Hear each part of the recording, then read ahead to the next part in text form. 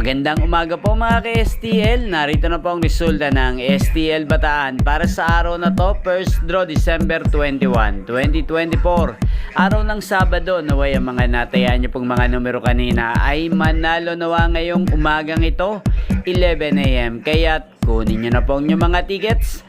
Narito na po ang resulta.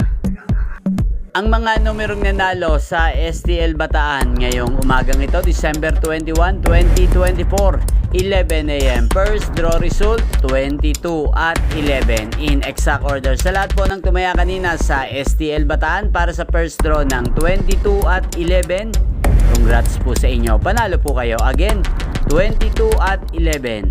At ngayong umagang ito sa STL Bataan, shoutout po natin si Kuya Billy.